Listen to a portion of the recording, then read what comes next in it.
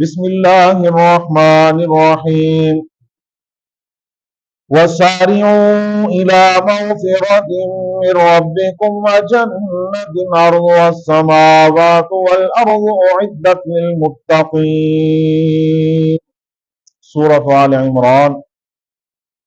ارشاد باری تعالی ہے، اور اس مغفرت اور اس جنت کی طرف دوڑو جس کی اللہ تبارک و تعالی نے وسعت زمین و آسمان کے برابر بنائی ہے، اور وہ خاص پرہیزگار اور متقی لوگوں کے لیے تیار کی گئی ہے۔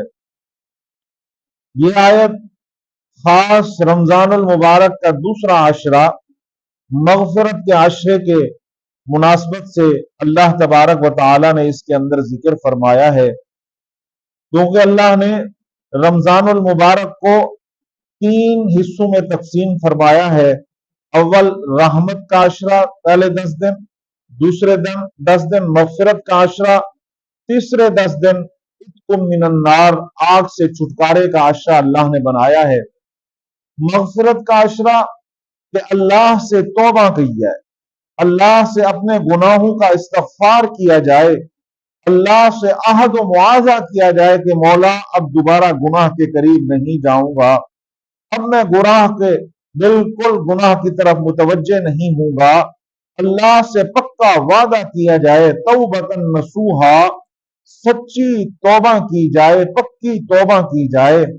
تو یہ عشرہ اللہ نے خاص مغفرت حاصل کرنے کے لیے بنایا ہے کہ انسان پہلے 10 دن اللہ کے رحمت کا متلاشی رہا، اللہ سے رحمت لیتا رہا، یا اس کو وقت نہیں ملا، دوسرے 10 دن اللہ نے دے دیے کہ رحمت بھی لے لو، اللہ سے اپنے گناہوں کی معافی بھی لے لو، اور اللہ سے مغفرت بھی طلب کر لو۔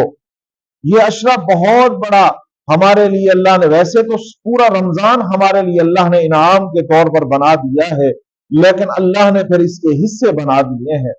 اب یہ جو دوسرا عشرہ شروع ہوا ہے، دوسرے 10 دن شروع ہوئے ہیں، اللہ نے خاص اس کو مغفرت کے لیے بنا دیا ہے۔ اور نبی علیہ الصلوۃ والسلام اس عشرے کے اندر اکثر یہ دعا مانگا کرتے تھے، اللہم اغفر لی وارحمنی انک انت التواب الرحیم۔ اے اللہ، ہم آپ سے توبہ مغفرت طلب کرتے ہیں، ہم آپ سے رحمت طلب کرتے ہیں، انک انت التواب، بے شک آپ ہی توبہ قبول کرنے والے ہیں، اور ہم آپ سے توبہ کرتے ہیں۔ تو نبی علیہ السلام یہ دعا کیا کرتے تھے اس عشرے کے اندر، اور اس عشرے کے اندر انسان کو استغفار کی کثرت کرنی چاہیے۔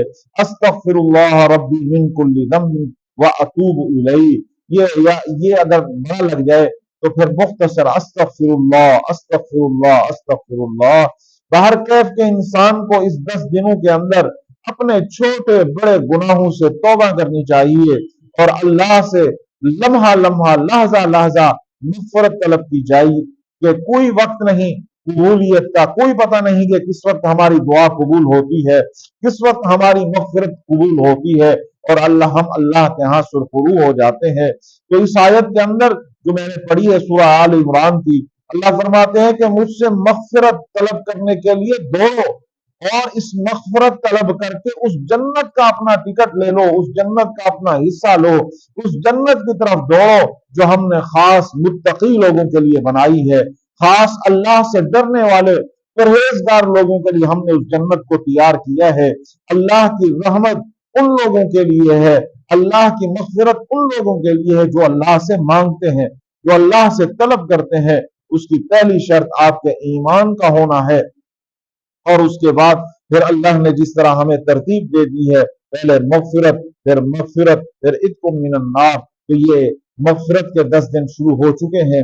ہمیں ہر لمحہ ہر لحظہ استغفار کی کثرت کرنی چاہیے، اور ہر وقت اللہ سے یہی دعا کرنی چاہیے، اللہم اغفر لی وارحمنی۔